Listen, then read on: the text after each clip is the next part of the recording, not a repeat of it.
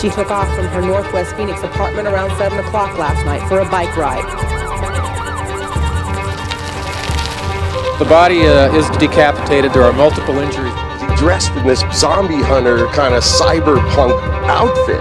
You don't know what's in their mind. You don't know what's going to trigger them to do something that they do. This is True Crime Arizona, The Zombie Hunter. The Arizona Canal runs the length of the Phoenix metro area, from east to west, across the entire valley. The water is murky, no deeper than a few feet.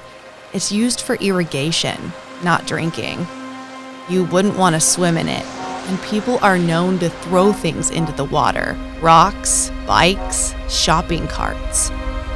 But on November 8th, 1992, it was something ghastly, something sinister that the Arizona Canal revealed. The body is decapitated. There are multiple injuries which our homicide detectives do not want to discuss at this point.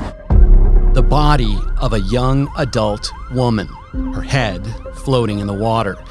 The first in a string of violent deaths of women and girls that plagued the area in and around the Sunny Slope neighborhood of north central Phoenix for 1 year, from 1992 to 1993. You know there's some guy out there and you don't know where he is. He might be one of your mom's best friends or whatever. 5 deaths: Angela Brasso, Brandy Myers, Melanie Burness, Shannon Almach, Cynthia Cano, and no leads. 0. Zilch. Then, just as abruptly as they started, the murders stopped. 7 years later, 1,500 miles away from Phoenix and the Arizona Canal, another string of attacks began in the town of Everett, Washington. I have no memory of any knife going into my stomach at all, but I have stab wounds and I have scars that go all the way up. A teenager on a trail, a hitchhiker in her mid-20s, and a truck driver in her 30s. It's just so maddening that whoever did it has been free for this long. They killed my sister. They took her away from her family and her friends.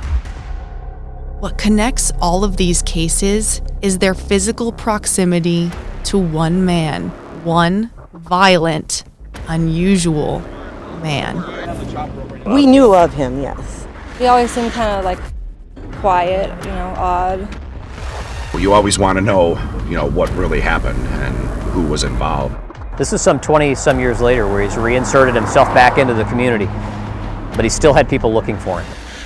Just always had wondered what the heck he was up to. I just can't fathom it. Kind of gives you the willies. The hair on your back of your neck goes up. To think that somebody who has killed in that fashion. I'm host Brianna Whitney. That there weren't other crimes related to this is unlikely. And I'm Morgan Lowe. We are retracing the movements of an accused serial killer as he moved across the West and the Pacific Northwest. Some of these cases are still considered unsolved, but we have interviews, police reports, and timelines that point to one possible attacker. Season 2 of the True Crime Arizona podcast, coming soon.